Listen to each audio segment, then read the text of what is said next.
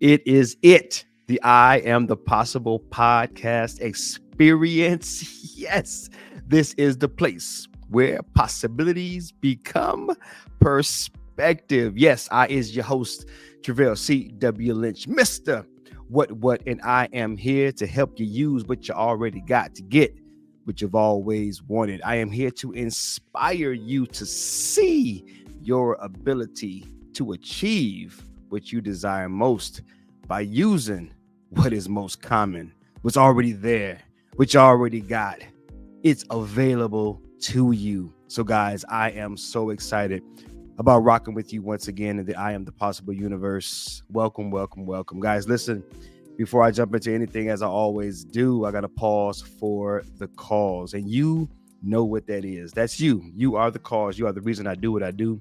Thank you guys so much for rocking with me. Thank you guys so much for every download, every email, every share, every comment, every thumbs up, every view, everything that you do is just a blessing to me. And I hope and pray that I continue to be a blessing to you, that this would be a love fest. You love on me, I love on you, and we go out and we love on the world, man.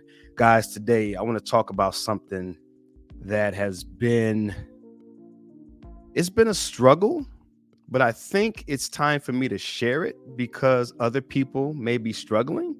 And I think it's time for me to share my story a little bit. I won't take up a lot of time, but I will take up enough time to unpack my story and what I've wrestled with for many, many years, because I just believe that the Lord is releasing me to share some of these stories and some of these struggles because other people are finding themselves right now, today, in the midst of these struggles. And I hope and pray that through me sharing, through me becoming a bit more transparent, through me letting you know where your boy has been and where your boy, can continue to be in many ways, that you would be able to relate, that you would be able to draw some encouragement, that you would be edified and built up in your man, in your inner man, and that you would continue to see what is possible if we are just a little more transparent, a little more real, a little more honest, right? Bringing ourselves to the forefront,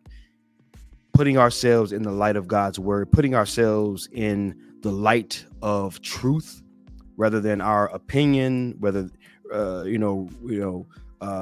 not just what we feel, but really availing ourselves to what God says about us, about himself, and about others.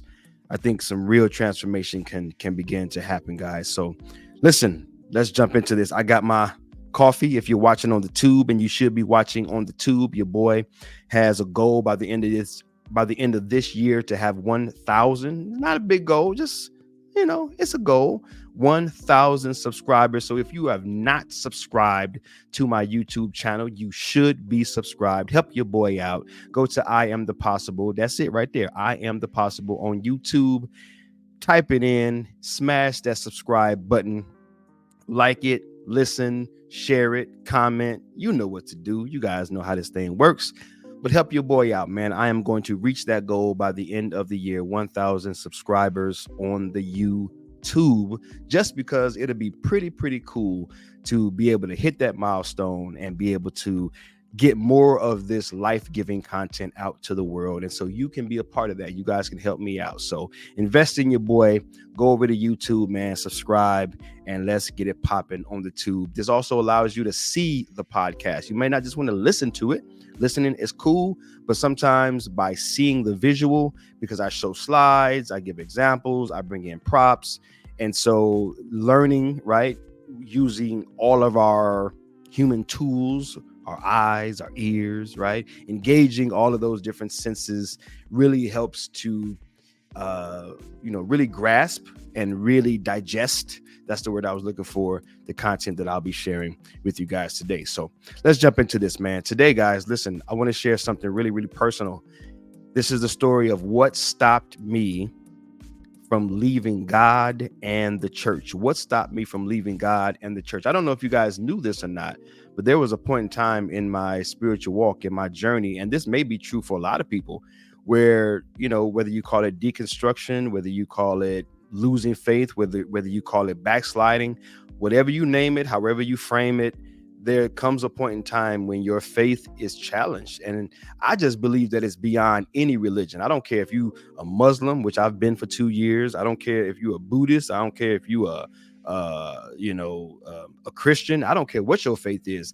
If you believe in something that is greater than yourself, something that is outside of your ability to see and to touch and to feel, like God is this invisible entity, this invisible source. If you can't wrap your 5 senses or 6 senses, some people say, around what you believe in, if you can't touch it, smell it, taste it, you feel, you know what I'm saying, feel it, at some point it's going to be challenged.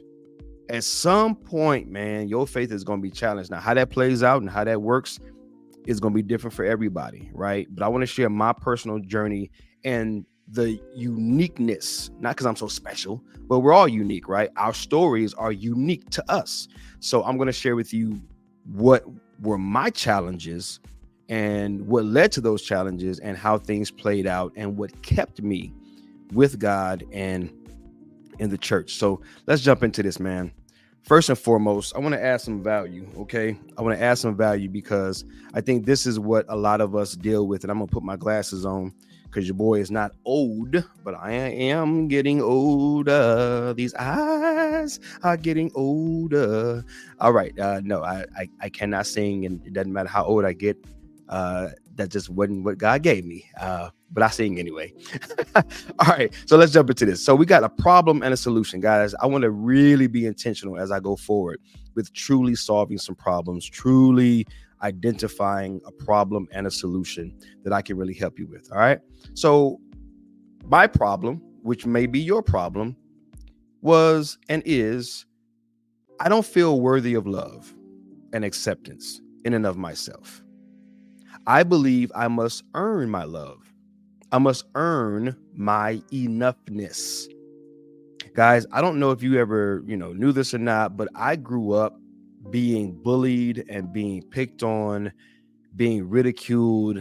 I was molested multiple times. I was bullied, all of my early, formative years, all of the elementary years and middle school. I was always the outcast. I was always rejected and neglected. I saw a lot of abuse.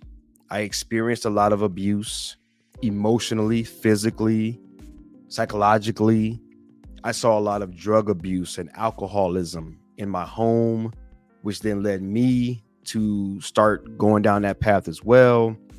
So I don't want to labor on those things, but I do want to be very clear about what led to this. Problems don't just spring up.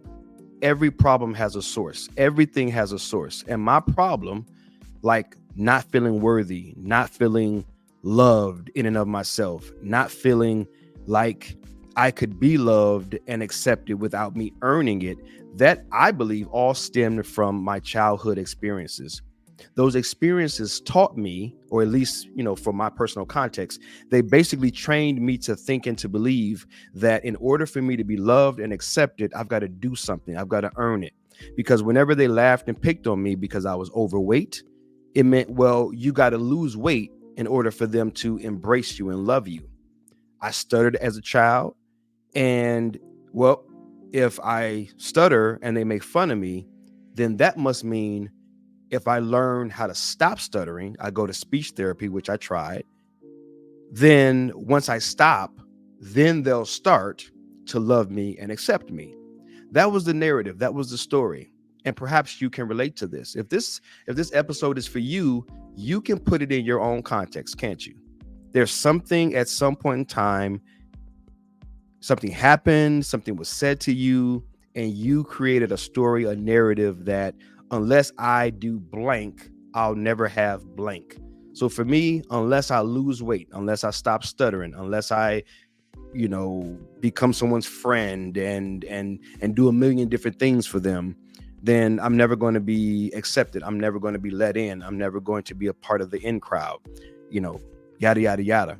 So that was the story. That was the issue, right? So now you can start to see, how this problem was formed. So now we look at the solution, right? The solution to this, and I'm kind of laying the groundwork for how this all worked out in my spiritual life. The solution to this problem is receiving a personal revelation of my relevance, being shown undeniable, it must be undeniable evidence of my value. In other words, proof that I am already loved and enough. So again, in order for me to break this cycle of feeling like I've got to earn my enoughness, I've got to work for my worth, right? That's a big one that I've always taught people. Don't work for your worth. Learn to work from your worth, because you came into this world with value, inherent value, worth. The only reason you're here is because God thought of you. You were God's idea. And every idea has or is based upon purpose. And purpose is always saturated with value, significance. So it's really you coming to, and I had to come to, a personal revelation. It can't be through your friends and your family. They can encourage you, but it doesn't stick unless it's a personal revelation, a true aha moment. The light bulb truly comes on for you, not because someone told it, not because someone sold it, but because you received it from the source. Now you may be saying to yourself, okay, I got it. You grew up, you had your personal value torn down, and you needed this personal revelation of who you were and you know, all of this stuff. But how does this play into the title of today's episode? How does this work with God and the church and all of this different stuff? Well, here it is.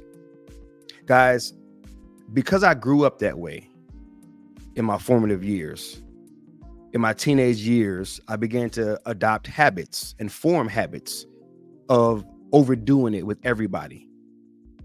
You could call me a brown noser, a kiss up, a suck up.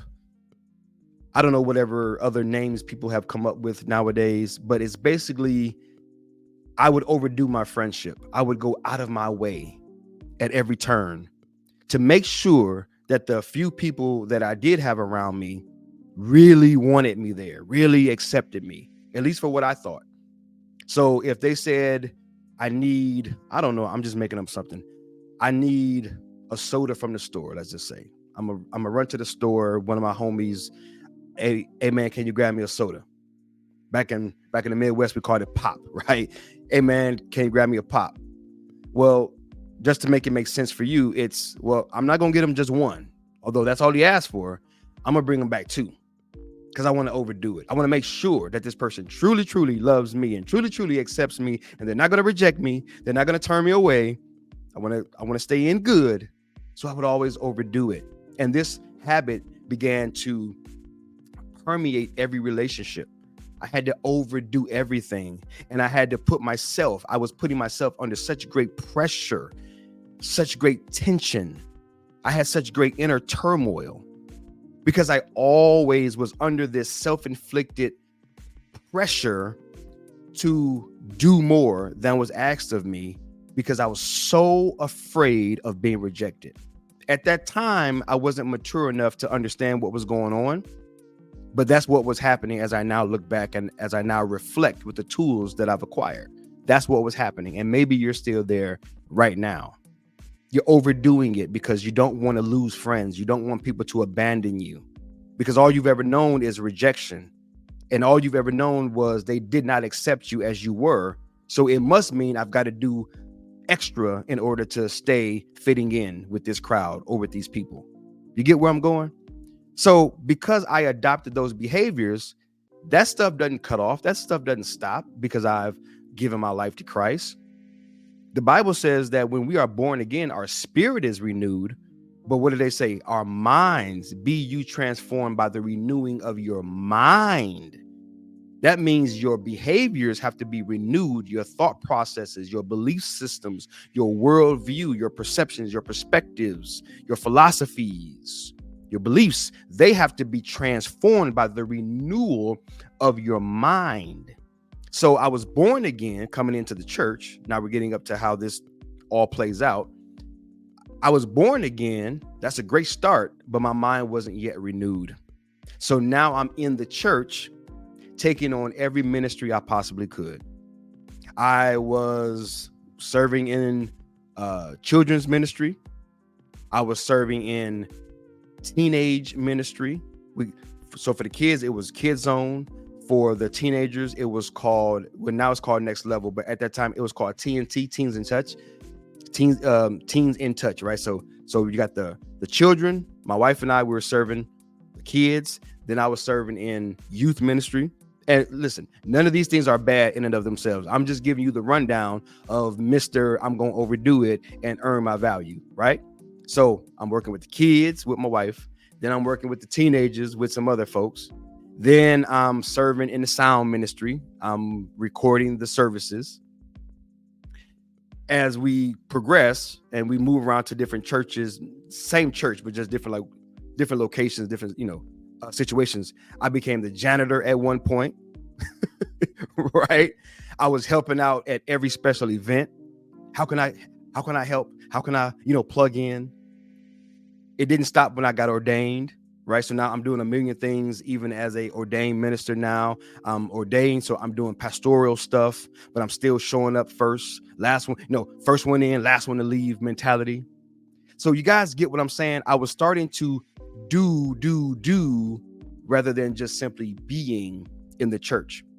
So when I say this is what stopped me from leaving God and the church, God was the entity that I was relating to. So I would overdo my prayer life. I would overdo the Bible reading. I would overdo my good deeds. I would overdo my generous offerings and seed time, and you sowing seed and giving money away, and so just think of everything that you would do for God. I was overdoing it because I was under this pressure that I've got to do enough of these things so that God would love me and God would accept me and God would continue to bless me. And then that also translated into the local body, the local church. So again, first one in, last one to leave, not because I necessarily always wanted to do those things, but I had to keep up the pace. I had to save face, because at some point in time, I began to hear this phrase that got me in a whole lot of trouble. They would always say, "Oh man, he's so faithful." That's when they would refer to me. "Oh, you're so faithful. You're so faithful." Then they would say that to me, "Man, you're so faithful. You're so faithful." And listen, I loved hearing that. Yeah, I'm faithful. I'm faithful. So that became my identity. So when I took on the identity of being so faithful, to me, that translated in doing and keeping up with all of this work, keeping on this spiritual grind that was literally starting to grind me into the ground. So you guys, I hope that you're starting to see, because I don't want to talk forever, but I just wanted to unpack it enough so that you can start to see now in secrecy, because I ain't told nobody nothing about this. In my secret place, I'm growing tired. In my inner man, I'm growing tired. I'm saving face. "Hey brother, how you doing?" "Oh, I'm blessed, man. I'm good, dog." But secretly, I'm like, "Yo, man, how long we gonna keep this up?" And this is a inner conflict for years. I didn't tell nobody. Half of it because I just didn't even understand what was happening until later. And so I did write about it in my third book. There's a book in circulation right now that I did write a chapter about what I want to share with you today, and I'll put that link down in the show notes. So here I am, wore out, stressed out, and that's why I say I was on the edge, on the brink of detaching from God, from the church, because of my idea of God and of the church. It wasn't because this was true. I was doing this to myself based upon what had happened, and because I had not come into a personal revelation yet of my inherent value, and that I was golden, you know what I'm saying? Like from Jump Street, like I was good from jump. I was living through this ideal. I was living through this matrix that told me that I am accepted by what I do. And by doing things, I don't mean that they're wrong or I shouldn't have done them. I was doing them for the wrong reasons after time. Initially, It was the excitement of being a new Christian. Initially, it was the excitement of helping out. Over time, it began to morph into taking the old thoughts and the old habits and fusing them into this new lifestyle. So it was this progression. Initially, good intention, loved helping out at the church, loved serving God's people and doing God's work. Yet over time, it became a grind based upon my need to feel accepted and to uphold this new idea of myself called a good and faithful servant. He's so faithful, right? And so it began to wear me down. And so you may be in that place right now where you may be worn down, stressed out, tired. It may not be in the church. It may just be in life in general, where you really just want to be accepted. You just really want to feel like you're good, like you're already there, like you don't have to jump over another hurdle. You don't have to jump through another hoop. You don't have to perform on stage or perform in front of people any longer. You just want to be enough because you are. You just want to be good because you are, right? That's what God calls us, good, right? Check Genesis 1:31. You're already good. And you want to feel that way. You want to believe that about yourself. Well, here's the solution, guys. Here's how it works. Let's jump into this. So how do we have this solution working in our lives? How do we get to this point where we can receive this personal revelation of our relevance? How do we get to a point where we're shown this undeniable evidence of our value, right? Where do we get the proof that we are enough and loved already? Well, so glad that you asked, because we're going to jump into it right now. So happy. All right. Again, guys, adding this value. What is it that you want? You have to become aware of what you want. Like that's like a huge deal. Like step number one to any transformation, any change is learning what it is that you want. Now, for me, I wrote it out here on the screen. This is what I wanted. And this is what I continue to want at different levels. I want to live from a place of self-worth.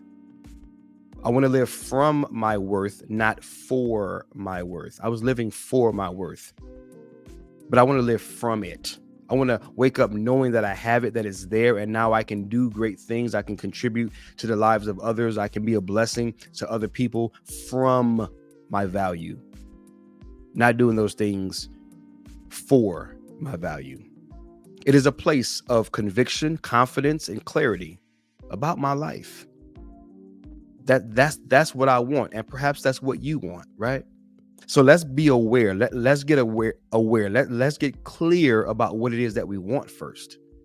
Once we've established that, now I want to introduce you to what you have, right? Remember, guys, I'm on this mission, man. I'm getting clearer and clearer. My mission statement is getting simpler and simpler, if that's a word. And if it ain't a word, then I made it up. Okay. We are free to do so. You say, hey, man, that's not in the dictionary. Well, listen, the dictionary was written by flesh and blood. So if people at some point in time, when you look back at history, they made up a word and they gave it a definition, then who are you to tell me that I can't make up a word and give it a definition? Okay. So clearer and just more certain about what it is that we have, right? I want to make sure that people understand their abilities, their ability to achieve what they want is already there. Most of it is already there. And so I want to help people to get really clear about what's already there. So what do you have, right? We get clear about what we want. So now let's get clear about what we have. The ability to clear the clutter of your mind. This is an ability that you have. And to sit in stillness and silence that allows you to see and hear the truth concerning you. I'm about to do the big reveal in just a moment. What saved me? What stopped me from leaving God and leaving the church? I had this desire within me. I want to be enough because I am. I want to know that. I want to live from my worth, not for my worth. What is it that I have? How can I How can I get there? How can I get this revelation? Well, at the time, I did not know it. I've now come into knowing it. And that's what I want to share with you. The how. How do you begin to accept yourself as you are? How do you begin to know that you're enough? How do you begin to live from your worth, not for your worth? How do you begin to be valid in your own heart and valid in your own mind? How? Well, let's look at it. This is how. Just let it come up on the screen here. That's it. This is our big idea. Psalms 1, verse 2. But who delights in the law of the Lord and who meditates on his law day and night. Let me read the full verse here so that you get the benefit. Blessed is the one who does not walk in step with the wicked, or stand in the way that sinners take, or sit in the company of mockers. You don't sit with the mockers. You don't sit in these places. You don't hang out in these places. But where do you hang out?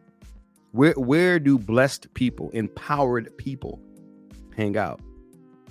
It says, but those who delight in the law of the Lord, who meditates on his law day and night. That person, the person who meditates, that person, the person who meditates, that person, the person who meditates. Oh, yes. That person is like a tree planted by streams of water, which yield its fruit in season, whose leaf does not wither. Whatever they do prospers. That person, the person who meditates, the person who meditates. Shout out to Kenichi Yoshida, my spiritual sensei. I don't know if you guys are familiar with the Karate Kid. I grew up in the 70s, 80s, 90s. I'm a Karate Kid fan. I'm a Karate Kid. Young guy, moved to a new city, wasn't fitting in very well, was getting beat up and whatnot, but he needed some skill sets. He needed to, work on his skills, right? Homeboy was trying to do some karate reading from a book, and he didn't know what he was doing, and ended up getting whooped on. And Mr. Miyagi came into his life. Daniel-san, wax on, wax off, wax on, wax off. He was starting to teach this boy the fundamentals of how to be successful.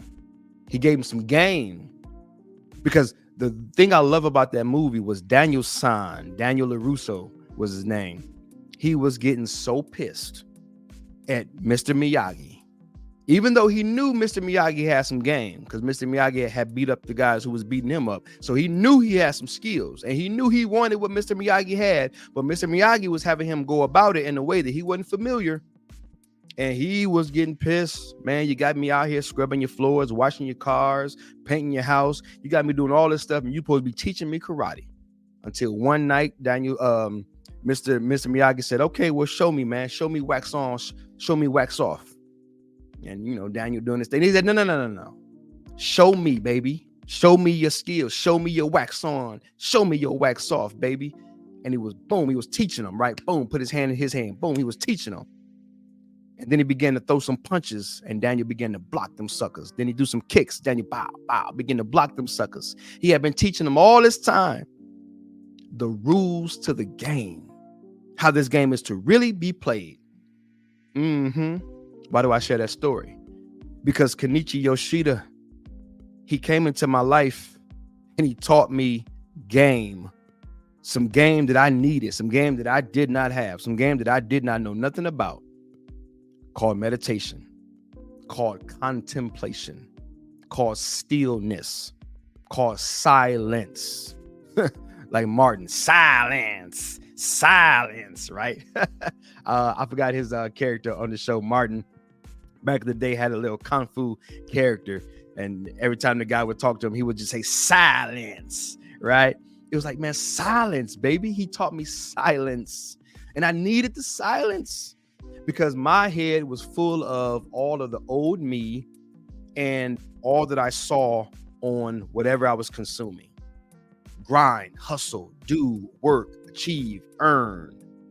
I was being flooded with these images from culture, mixed with my own insecurities from my past. And all I knew was how to grind and to work harder and to do more. And guess what? It wasn't doing nothing for me but making me more and more exhausted emotionally.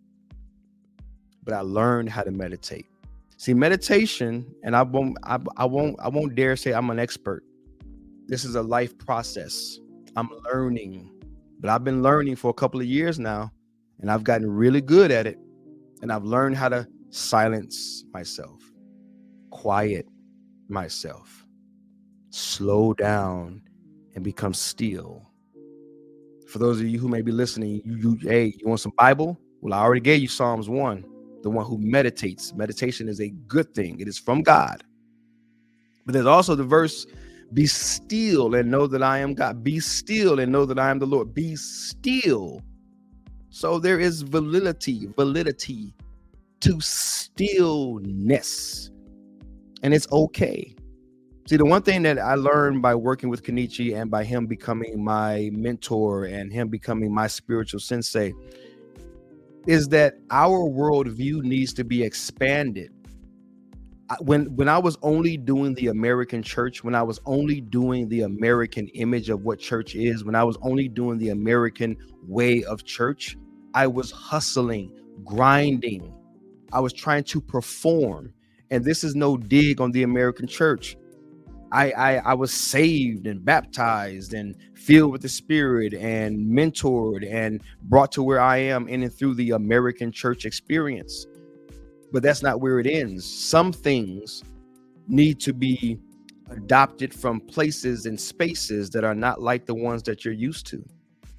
Because I didn't learn how to meditate in the American church. I didn't learn how to, become contemplative prayer. These are some things that I'm throwing out there at you because I wasn't used to talking like this until he began to give me that game, Daniel-san, Travell-san. There's this thing called slowing down your mind, man.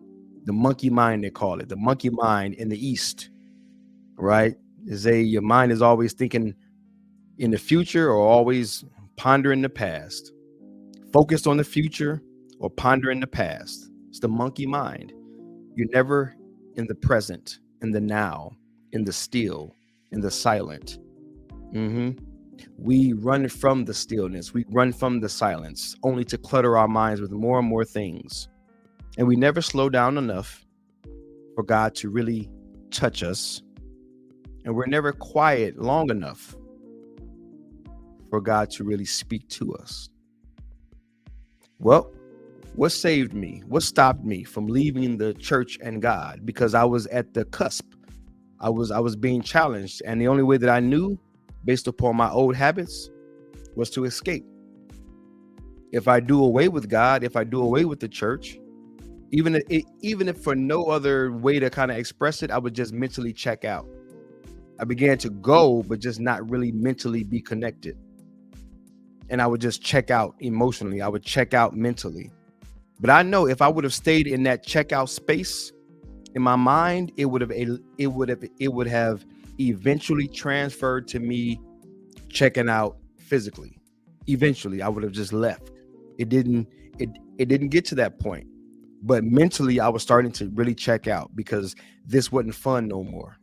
It wasn't fun because someone else did something to me. It wasn't fun because I was church hurt. It wasn't, not fun because someone offended me. No. I don't point no fingers at nobody. I point fingers at no one. No one hurt me. No one did nothing to me. The pastor didn't betray me. This ain't that type of game. None of that happened. Nope. This stopped being fun and enjoyable because of what I was dealing with. And I needed meditation. I needed to learn how to get quiet and to center myself in Christ and to hear from Christ and not hear from preacher in them and not hear from evangelist in them and not hear from this famous person or that famous. Like, I just needed to not hear other people for a little while. Does that make sense? because every message I was getting from other people had me doing something or had me, worked up to achieve something. And there was nothing wrong with what they were saying. I needed a timeout, right? Blow the whistle, coach. I needed timeout. I need to go over here and have nothing said to me for a little while. Again, nobody knew this. This was just me, man. This is me up 3 o'clock in the morning, 4 o'clock in the morning, getting it in with God, man.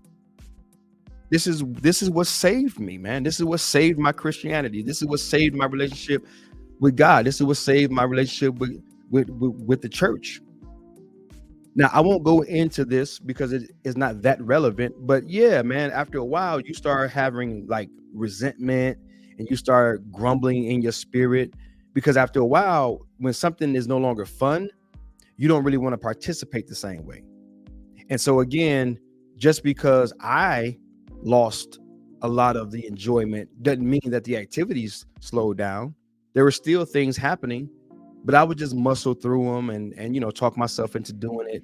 And I knew that it wasn't fair for me to let people down based upon my personal struggle in terms of like they've not done anything to me, and they're not aware of what I'm dealing with.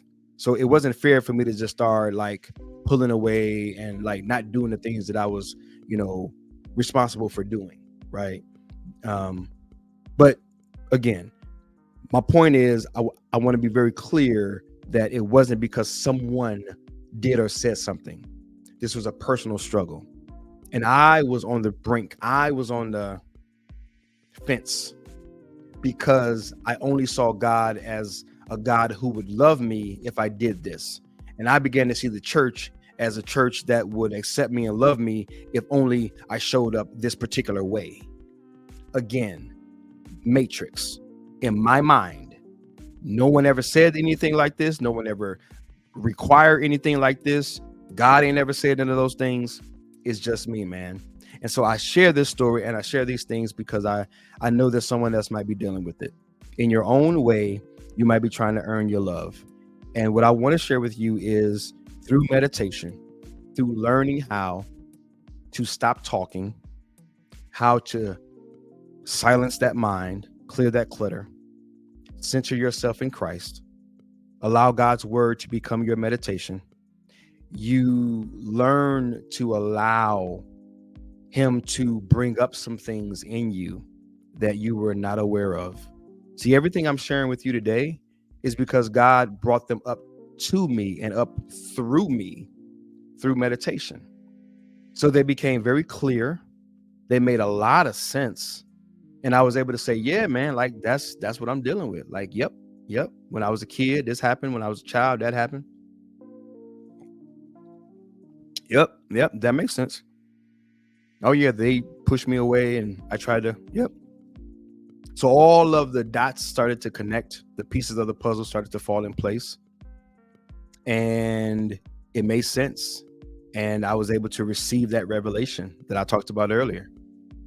I received revelation of how I got here. And then he began to show me who I really was. He began to take me to scriptures like Genesis 1:31, where he says, after he had created all things, he looked it over, he examined it, including you and I, by the way, right? We were a part of God's creation. He examined everything and he validated it completely. He said it was good. It was good enough. So that's where I got that from. Like, I'm good. I may not always be happy, but I'm always good. I may not always be sad, but I'm always good. I may not always be glad. Hallelujah. But I'm always good, right? That's the preacher in me. Mad, sad, glad, whatever. Right? But you get my point. My emotions may change. My emotions may ride the roller coaster, man. But I, in and of myself, I'm always good. I'm a good man. I am. I'm a good man. Well, how dare you say that about yourself? Well, I'm just saying what God said about me. And maybe it's time for you to maybe it's time for you to just to begin to say what God says about you. Because if you're listening, you're good. I ain't gonna just say it about me. I'm gonna say it about you. You are a part of humanity. You are a part of God's creation. You are an extension of God. So you're good. Now you can choose to say that you're not. That's your choice. But I know that your choices can begin to change through silence, through stillness, through contemplation, through meditation, through clearing the clutter of your mind and allowing God to speak to you a word that is undeniable. See, that's when it sticks. That's when the world can't take it away, is when the world doesn't give it, including other people. Even if the preacher man says something to you, there may be some doubt. Like, yeah, man, like that sounds good. That's cool. I'm excited about that, but it could still come under some scrutiny. But when God gives it to you in that quiet place, in that still space, whew, whew, it's yours. It's yours. It's yours. Because wasn't nobody around to give it to you. Wasn't nobody around to, nah.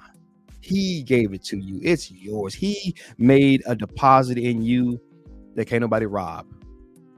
Can't nobody rob it, man. Scripture talks about it, man. Hide what's valuable, not in these tangible places where the thief can get in and take it from you, but hide it in your heart. True treasure is hidden in the heart. These revelations that comes by meditation. That kind of rhymes. These revelations that come by these meditations. you just can't take it away, man. It's with you because it's literally a part of you. And even when it's challenged, it just has a way of just remaining. And you may get challenged and you may doubt and you may get afraid sometimes and situations may try to tell you something different, but that thing is so embedded within you. It becomes like a part of your DNA. It's like literally in you. Can't nobody take that from you. So I want to encourage you. If you're where I was, and sometimes I'm still in different places, I have a lot of growing to go. This is not a fix all, do all one time. Life is evolving, life is growing and expanding and unfolding. And so it's a journey. Life is a lesson that deserves to be learned, right? It is worthy of learning, right? Life is a lesson worthy of learning. So we continue to learn and grow and adapt. But if you're in that space where you just don't really believe that you have value and worth and that you are worthy of this love and acceptance outside of something that you can do for somebody, then I do advise you, I do counsel you, I do encourage you to begin to investigate Christian meditation. Now, when I got into meditation, it was just meditation in and of itself. I've learned that there's many kinds of meditations out there. I would advise, if you're just starting out, to look at Christ-centered meditations, whether it be through podcasts, through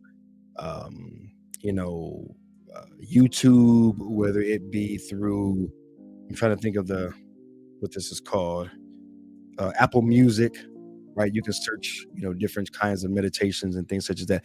I just advise you to look into Christian-based or Christ-based if you're a Christian, right? I don't know everyone that's listening, but the point is that you're learning, you're investigating, you're going to a place where you're not full of the opinions and the voices and the chatter of everyone around you, but you're making time and you're making space for God alone.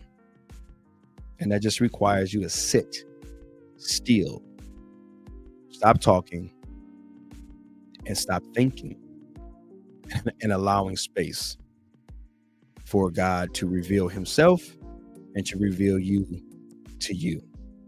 All right. I will, let's see. I'm kind of making this decision in the moment. I will drop a few links in the show notes of some suggestions. I think that's appropriate to share these things and not kind of give you a little leading. So there will be some links in the show notes. I will hook you up with maybe one or two. There's just so much information out there. I want to be sensitive to how I advise in that area. In fact, you don't have to listen to me at all when it comes to how you search it. It's just I'm just saying to be careful, because your good intentions could lead you down some paths, and you can get into some things that may not be healthy for you. I'm not here to tell you what you should and should not do, but because I have gone down this journey guided by a mentor, he taught me how to do it organically. And in this episode, I don't have enough time to really break down the how to organically, because I didn't start off with anything from anyone. I just He showed me, he taught me, he gave me some references, and I began this journey on my own. But I kept Christ at the center. I had the fundamentals, but I just kept Christ at the center. So let me do that. Let me give you a few reference points, and let me give you a few steps in the show notes. I think I owe that to you if you're interested. And you can always hit me up at Travail at iamthepossible.com for any questions that you might have. Please don't take me slowing down in my speech and even what you're watching as a lack of confidence. It's not a lack of confidence. I want to be clear about that. It is me being careful. It's me being careful, because in the past I've just gotten some great information that I thought was great information, and I just passed it on through a teaching, and I wasn't as careful as I used to be. But because I respect you so much, and I honor you so much, and I love you so much, I would hate for anything I said to lead you in a way that's not beneficial. So just thinking it through real time. But I want to be extremely careful with what I advise. And I believe, hey, you're adults. You guys are big boys, big girls. So I don't think that you would be offended by that. I just want to honor your listening and your watching. So that is it, guys. That is it. As always, here, let me share my last slide, because I always want to encourage this, because I am looking to grow. All right, guys, please subscribe, like, share, and comment on the tube. Again, I am looking to achieve this goal of 1,000 subscribers by the end of the year. So if you're not watching on the tube, please watch on the tube. Subscribe, like, and share, and comment, and let someone else know that this information is available. All right, please do me that favor. And as always, here, let me show the entire slide. You guys can hit me up, Travail at iamthepossible.com, with any questions that you guys might have. And you guys can also go over to iamthepossible.com for any information about me. If this is your first time listening, you're interested in reading up on my journey, my story, the things that I provide in terms of my services.